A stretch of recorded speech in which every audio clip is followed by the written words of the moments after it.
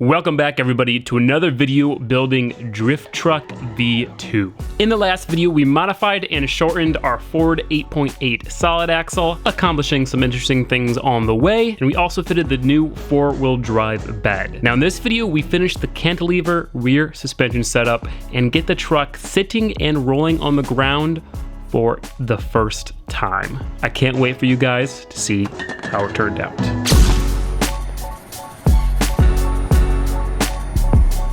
Before this video begins, I just want to let you guys know that we have new merchandise on EM Industries. A bunch of new designs for shirts, hoodies, and hats. For instance, we have the Project Tour tee, which is a t-shirt inspired by like band tour t-shirts, showing all of the builds that we've done to date and what date they happened. We have new Gingium Racing Co. designs, embroidered, beautiful. We've expanded the Pastel Signature series. We've got the Pastel Signature hoodies. We've got the Pastel Signature t-shirts and Pastel Signature hats, awesome new Gingium drift truck design, and most importantly, the Finesser design.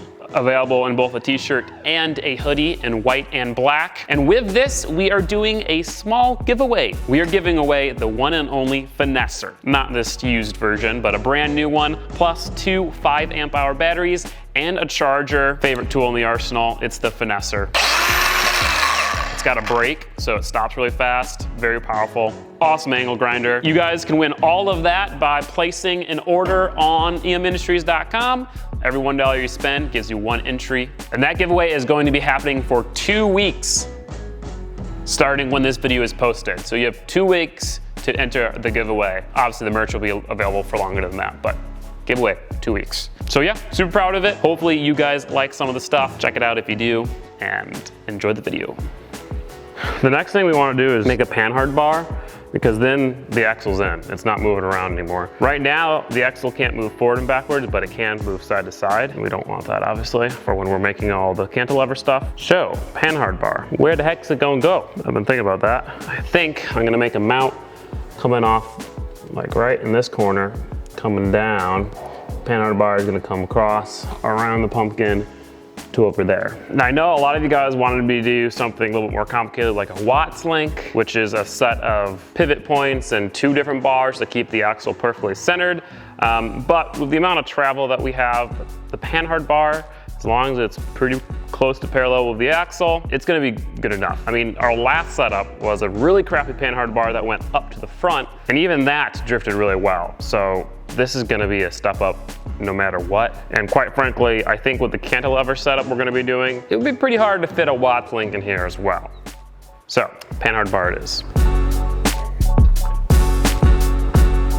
Yeah, I mean, that is probably what I'd love the ride height to be.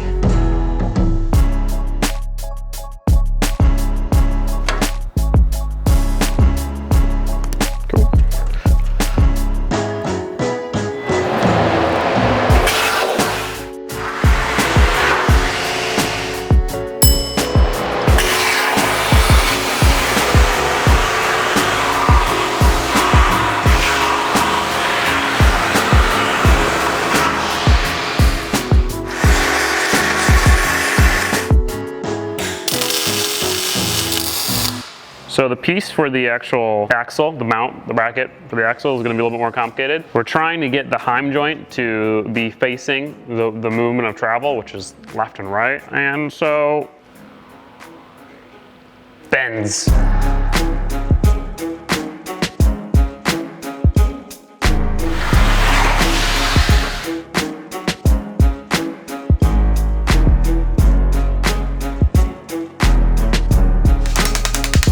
That's kind of like so. Voila. So there's that. That's like about what I want.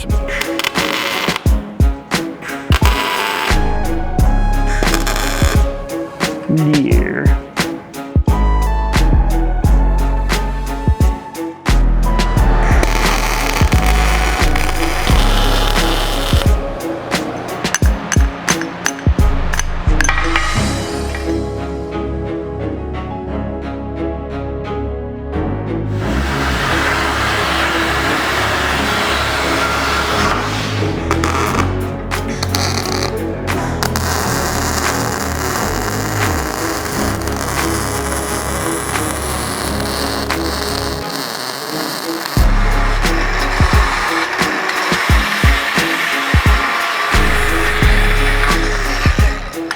So although that took a lot longer than I wanted it to, I think it turned out pretty good. This is the Panhard mount bracket for the actual axle heim joint, which is gonna be the Panhard bar goes in there, bolts in, bolts welded in there, so you don't have to worry about trying to get a wrench or anything behind there. Plenty of travel. And then it goes,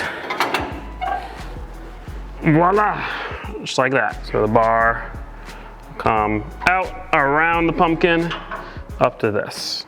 And it's almost exactly level. Now, before we tack this on, since it is like a 3-dimensional bracket with space inside of it, we're gonna go ahead and paint it with some weld-through primer. That's what we did inside the actual frame. And that's what we're gonna do now, just to try to prevent some rust.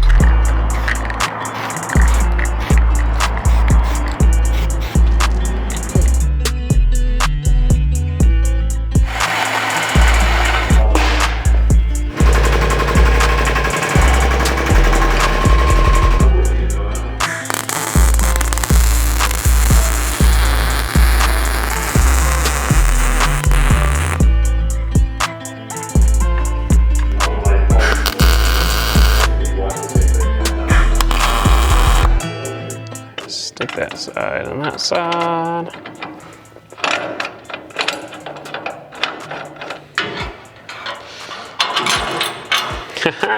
So I'm gonna tighten this side up.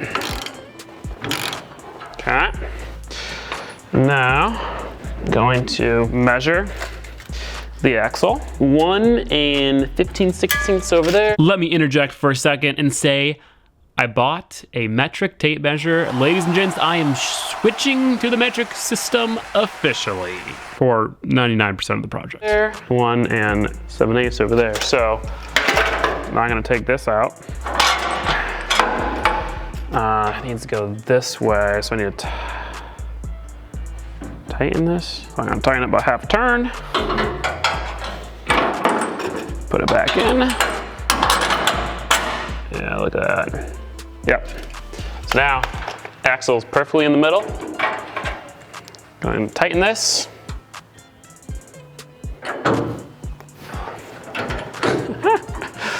So if you can't tell, we designed the Panhard bar to match this bar up top. So it kind of is, I don't know, try to make it look cool. It's almost perfectly parallel to the ground at right height. That means it's going to work as good as it possibly can. Say this is the axle, this is your Panhard bar, right? As the axle goes up and down, it'll move left and right a little bit, but if the Panhard bar is parallel to it, it won't move much. Now imagine if the Panhard bar is like this, then it's gonna be moving quite a lot left and right. And so, this is awesome.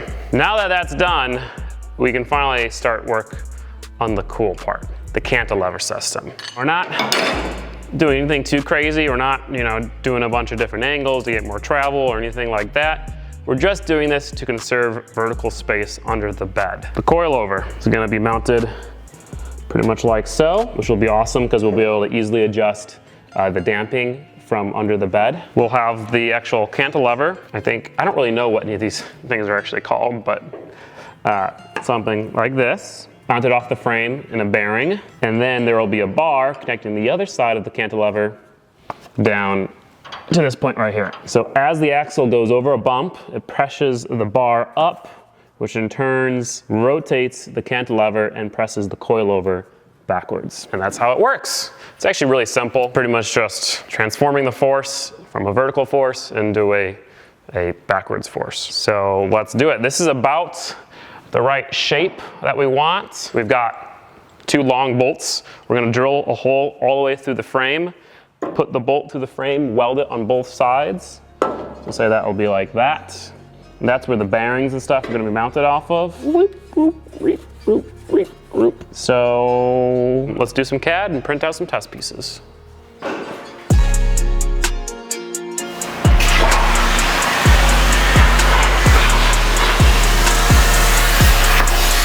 Okay, it's too big. Unfortunate, but looks like it'll work nicely. On that side, pretty good.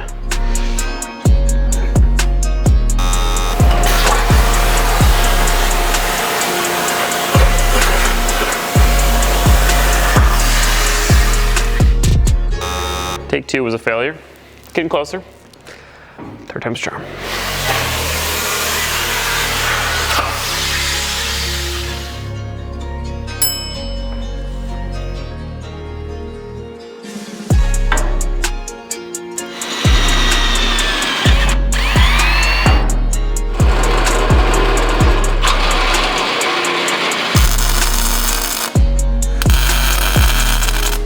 So we got these bolts ran through the frame and tacked on the outside of the frame just for now. These are the bolts that the cantilever is gonna be pivoting on. Now we are going to brace them to the frame on this side more so they don't flex.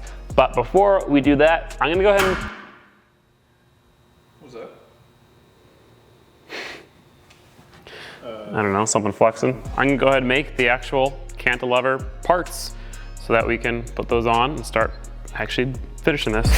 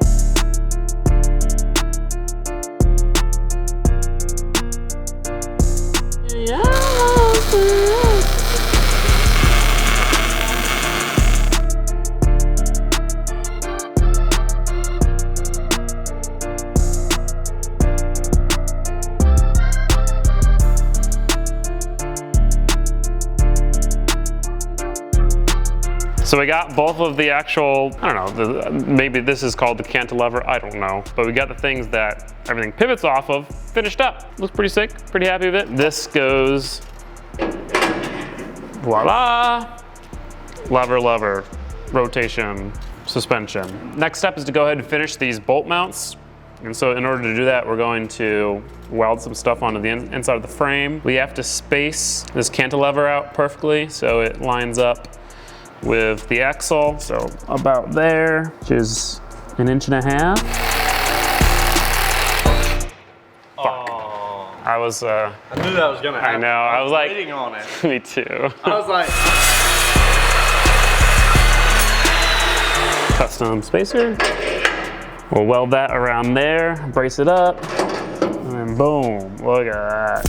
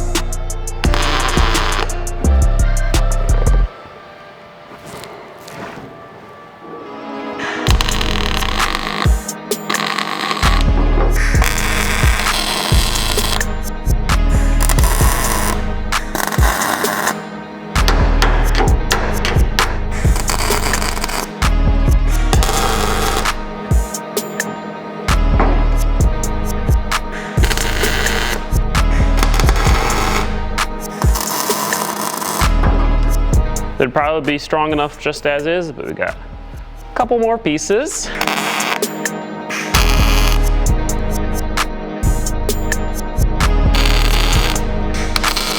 So that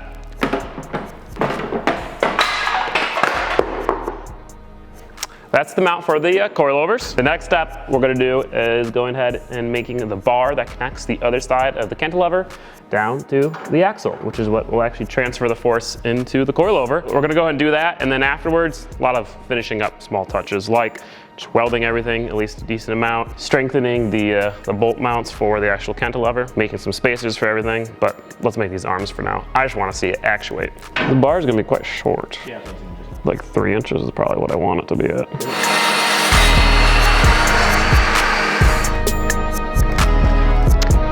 Okay, good enough.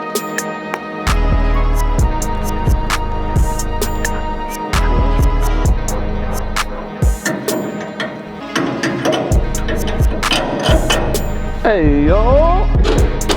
So now that everything's pretty much done, took the springs out of the coilovers and we're putting them back in so that we can go ahead, actuate the suspension through, full droop, full compression, left compression, right, make sure it's just not binding in any of those scenarios. In order to attach the axle side, because obviously the axle's at ride height right now and the coilover's at full droop. Jack her up a bit. Droop her down.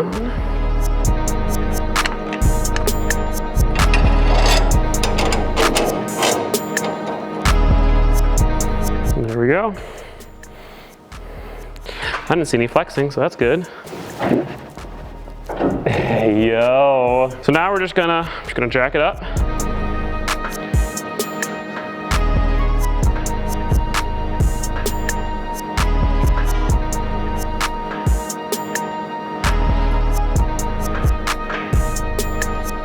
That's full compression right there. Hey, yo. That's so sick. So now we're going full up on passenger side here. As you can see, articulates nicely that way.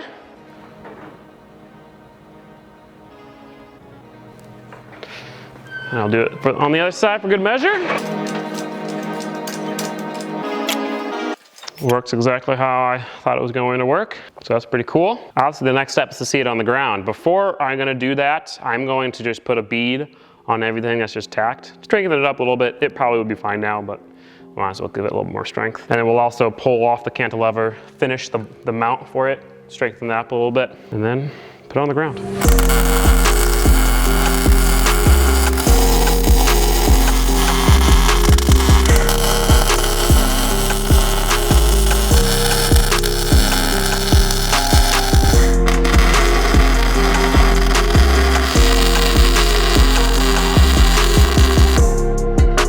This to go here, and then we go over here, and it gives the chef's kiss. Voila, the chef's kiss.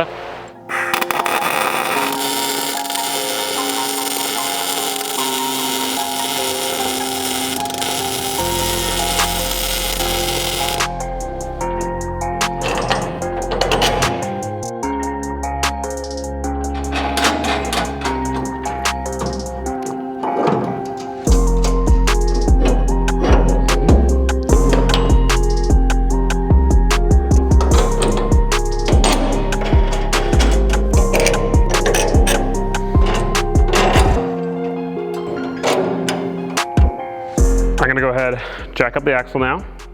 Should pick up the back of the truck once the springs compress a little bit. Now we do have helper springs on these coilovers. Pretty much it's just a really soft spring that will compress 100% at ride height. And it will just give the truck a little bit extra droop, because on the last coilover setup, since the back is so light, it would actually three-wheel on sharp like e-brake yanks. It would pop one wheel off, which is not good, obviously.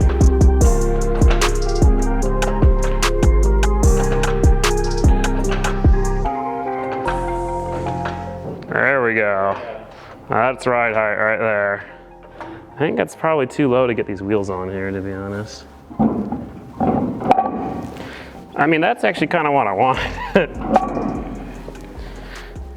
You know it's properly dumped when you have to like angle your wheels into your wheel wells to get it put on.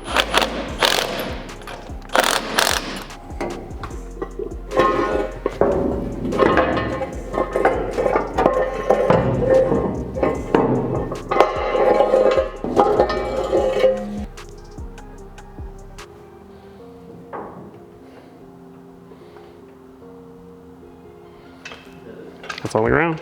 Now, I really just want to start bouncing on this rear end, see it actuate, but we got to get the front on the ground first. And in order to do that, we're gonna have to chop it a bit because obviously we could just take the fenders off, but I want to see it as a truck sitting on the ground, kind of.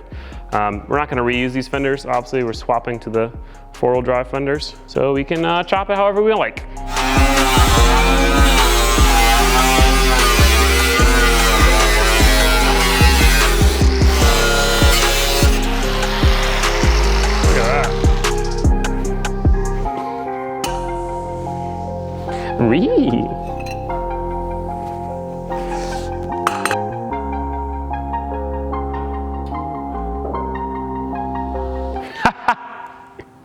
That's on the ground. Oh. Is that literally like?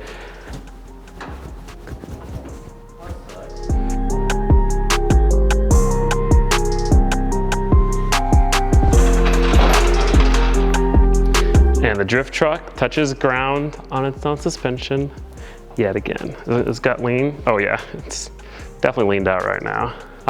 The fronts actually, I think, are good height, but there's no weight up there, and they're 12K springs, so no compression.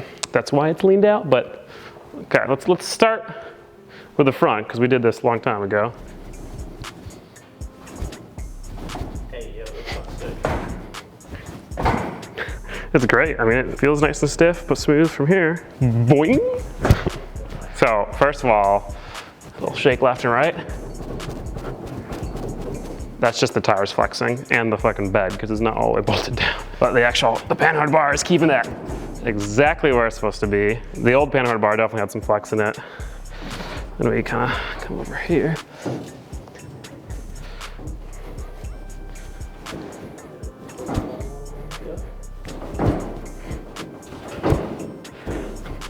Oh, it works perfectly!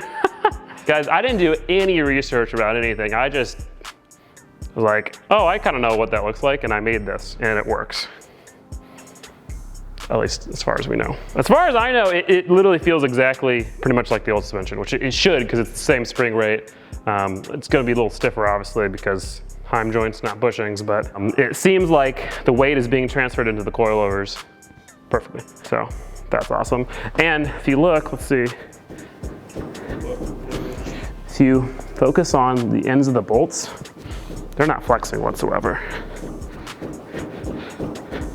Technically, everything is stronger if it's double shear, you know, if it's held from both sides. But since this is a 3/4 inch bolt running through the frame and then sleeved on the inside, welded, plus also bolted down, with it all tight, it's all one solid piece. It's plenty strong. I don't think with, you know, the couple 100 pounds that this rear suspension is holding, don't think we're gonna have any issues. So that's the cantilever system, guys. The rear suspension in general. We're gonna be adding some bracing back here to this bar because it's just like this lone bar. But besides that, it's done. Now what we're gonna do with the floor of the bed, I don't know if I said it yet, but instead of cutting out this floor to notch over all of this stuff, we're gonna cut the entire floor out, make a new floor at this level up here, the notch, because everything's below the notch, and that floor will be flat, which means it's gonna be way more useful, because the last floor, the last bed setup with the big notch in the middle, it just makes the bed way less usable. And then we'll have separate panels to access each thing, because the fuel tank's gonna be up here, in between the axle and like the cab, you know, right here, but under the bed. The radiator is going to be right here in this open spot, and so obviously we'll need to be able to access those things, and we will be able to, So with all of that done, guys, I think that's gonna be it for this video. The rear cantilever turned out pretty much exactly how I wanted it to turn out. I'm excited to see how it actually performs when we drive the car. There might be things that we need to fix. I'm sure you guys are gonna comment lots of stuff that you don't think is right. We're just gonna freaking test it out and figure it out. Pretty much the way we're gonna do this truck is we're gonna get it running and driving, as is, you know, bare metal, kind of bad looking, put it through its paces, make sure it works, then tear it all down and paint it. So we'll have plenty of testing time to figure out how well this stuff actually works. I think the next course of action should be mounting the engine and transmission and then doing the steering shaft and getting that mounted. Because we'll have to cut up the trans tunnel to fit the transmission, I think. We're gonna have to redo all the transmission mounts and stuff, so I think that's the next big project. Of course, if you want to watch that video ahead of schedule, you can become a patron. You'll also get access to exclusive content, daily updates. You can also get access to free merchandise, and you can get your name at the end of every Gingium video if you want. Thank you to anyone who does that. Thank you to anyone who checks out the merchandise and enters the Finesser giveaway. And yeah, I'll see you next time.